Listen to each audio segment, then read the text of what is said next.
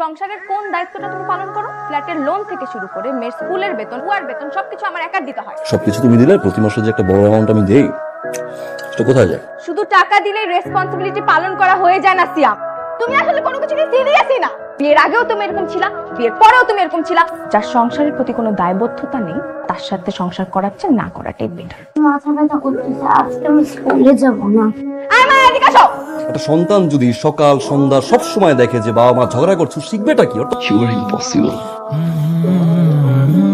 প্রেমিক আর স্বামী এক জিনিস না, যে বোঝে না একবারে সে 100 বার বোঝে। তো এইভাবে তুমি ঝোলাঝুলি করে না রেখে বিষয়টা একদম ক্লিয়ার করবে। মানে আমার একটা ভালো লয়ার আছে, তুমি জাস্ট ডিভোর্স দিয়ে দেবে। আমি তো আমাকে নিয়ে টেনশন করতেছি না, মেয়েটাকে নিয়ে টেনশন হচ্ছে। এভাবে তো নষ্ট হয়ে যেতে পারে। তুমি কেন এত টেনশন করছো? আমি তো আছি, জাস্ট ক্যারি অন। জীবনে চলতে গেলে একজন লাইফ পার্টনার খুব দরকার। সারাদিন যখন কাজ করে বাসায় ফিরবেন, তারপর যখন একটা হ্যাপি ফ্যামিলি আপনি দেখবেন, সারাদিনের ক্লান্তি চলে যাবে।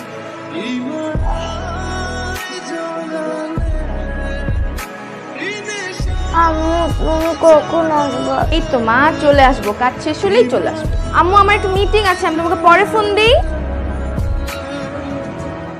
হ্যাঁ মা। তুমি কবে আসবে? আমি তোমাকে অনেক মিস করছি। আই মিস ইউ মোর মা। পাপা নেক্সট উইকে দেখা করবে, কেমন? আচ্ছা, এরোপ্লেন নিয়ে এসো। ওকে মা। খেলা আসো না, আসো খেলি। তুমি পড়তে বসো নাই? তোমার আম্মু আসলে বলবো কিন্তু। যাও পড়তে বসো। মায়া, মায়া কোথায়? ডাকতেছি কতক্ষণ ধরে। আপা বাবুরে পাইতেছি না, আপা অনেকক্ষণ ধরে খুঁজতেছি। বুঝলাম না, কই ছিলা তুমি? মায়া কোথায়? মায়ের কথা মানে? আমার মেয়ে কোথায়? ভাই। হ্যাঁ সিয়াম, তোমরা কি ভালোভাবে সব জায়গায় খোঁজ খবর নিয়েছো? জি, কোথাও যায়নি। বাসা থেকে আনুমানিক কয়টার দিকে বের হয়েছে? 5টা। আর ডোন্ট ওয়ারি, আমি দেখতেছি। মায়া, কোথায় ছিলা তুমি? তুমি বলে যাবে না? আমি কত টেনশন করছিলাম তোমাকে নিয়ে। বাসা থেকে বের হওয়ার সময় আম্মুকে বলতে হয় না? সরি বাবা। কেমন ছিল পার্টি? জনি ড্রপ করে গেছে। মানে 5টা অফিস শেষ হয়, রাত 9টায় বাসায় ফিরো। দেখো তুমি কিন্তু শুধু শুধু ওভার রিঅ্যাক্ট। আমি চাই না যে পুরো বিল্ডিং এর মানুষ জানুক যে আমার বাচ্চার মা বিকাল 5টায় অফিস শেষ করে রাত 9টা পর্যন্ত বাসার বাইরে পার্টি। আমাকে নিউজ দেয় যে তার মেয়েকে খুঁজে পাচ্ছে না। যে মায়ের পার্টি করার জন্য সময় থাকতে পারে, সন্তানকে সময় দেওয়ার জন্য সময় থাকে না, তার কাছে আমার মেয়ে সেফলি। আমি আমার মেয়েকে আমার কাছে নিয়ে যাচ্ছি।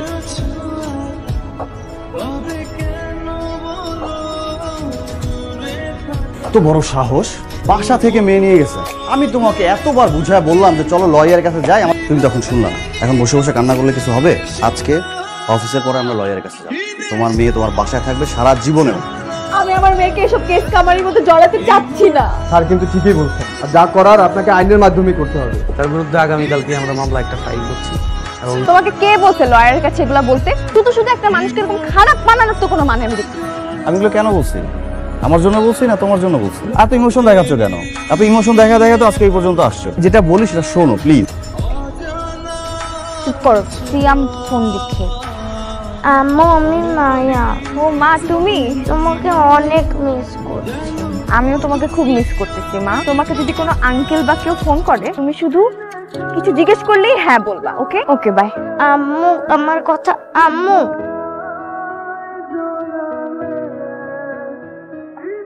I'm sorry, Papa.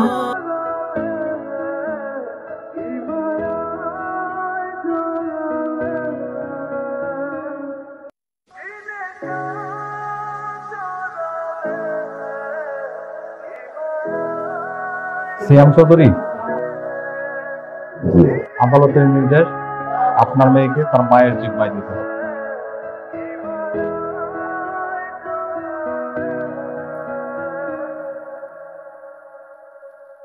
আব্বু, আম্মু তুমি এসেছো? এসেছি তোমাকে নিয়ে যেত। বাবাকে বাই বলো।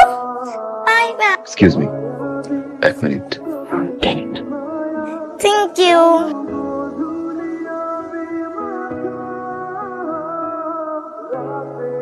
ম্যাডাম, আপনার জন্য একটা দুঃসংবাদ আছে। কি দুঃসংবাদ? আপনার হাজবেন্ড অলরেডি একটা পারিবারিক আদালতে মামলা করেছে। আমার নামে কেস করছে না? আমিও এটা শেষ দেখে ছাড়বো। আপনি শুধু বলেন আমাকে কি কি করতে হবে। যে কোনো মূল্যে আমি আমার মেয়েকে আমার কাছে চাই। Okay madam.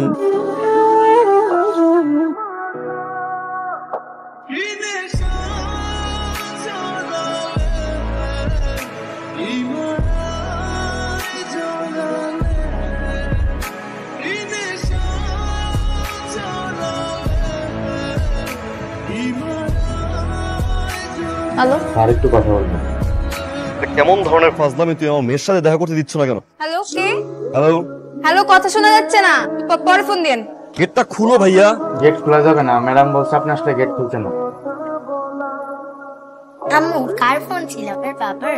তোমার বাবার এত সময় নেই তোমাকে ফোন দেওয়ার মা। আসার পর থেকে একটা খোঁজ নিছে তোমার? বলো, একটা খোঁজও নেয়নি। খাবো না মানে? খাবো না আমি।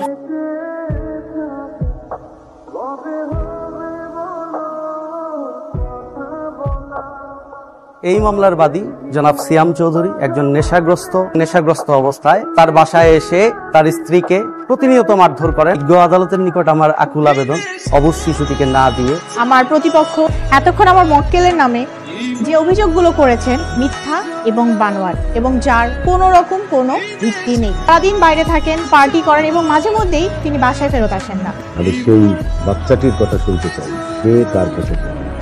এতক্ষণ এই আন্টিটা আমার মার নামে দুর্নাম করছিল, এই আঙ্কেলটি আমার বাবার নাম। আমি দুজনকেই ভালোবাসি। আর বাবার কাছে গেলে মাকে মিস করি, মার কাছে গেলে বাবাকে মিস করি। আমার মনে হয় যে ওরা দুজন চায় না যে আমি ওদের কাছে থাকি। আমাকে এমন একটি জায়গায় নিয়ে যাও যেখানে আমার মাও নেই, বাবাও নেই। আপনারা কি বুঝতে পারছেন এই শিশু মনে কি দাগ আপনারা ফেলেছেন? এই সেপারেশনের পরে আপনি হয়তো বিয়ে করবেন, আপনিও তাই।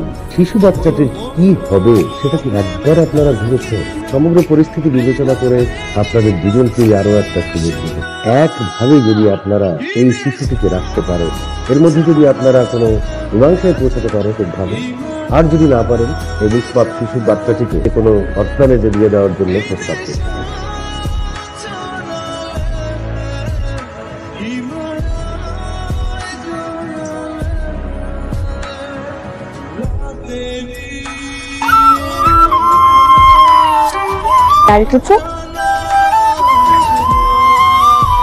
তুমি যেহেতু আমার সাথে থাকাটা পছন্দ করো, মায়া তোমার কাছেই থাকো। বাবার পরিচয়টা তো দিতে পারবে। মায়ের দিকে খেয়াল রেখো, অনেক বেশি দুষ্টামি করে, ঠিক মতো খাবারটা খেতে চায় না। ছোট মানুষ তো বাইরের খাবার খেতে খুব বেশি পছন্দ করে। সরি। সরি কেন? যে যা বলেছে আমি সেগুলো শুনেছি, পারলে আমাকে মাফ করে দিও। আসি, ভালো থেকো। অপর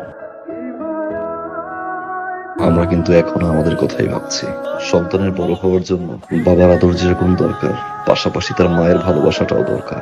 মায়ের সুখের জন্য আমি সবকিছু করতে পারি, হয়তো নতুন একটা মাও এনে দিতে পারবো, কিন্তু মায়ের ভালোবাসা এনে দিতে পারবো। আমার অনেক চেঞ্জ হওয়া দরকার ছিল, আই আন্ডারস্ট্যান্ড। আমি একটি সুন্দর ফ্যামিলি চাই, আমি আমার মেয়েকে চাই, এটা সত্যি, কিন্তু আমি তার মাকেও চাই।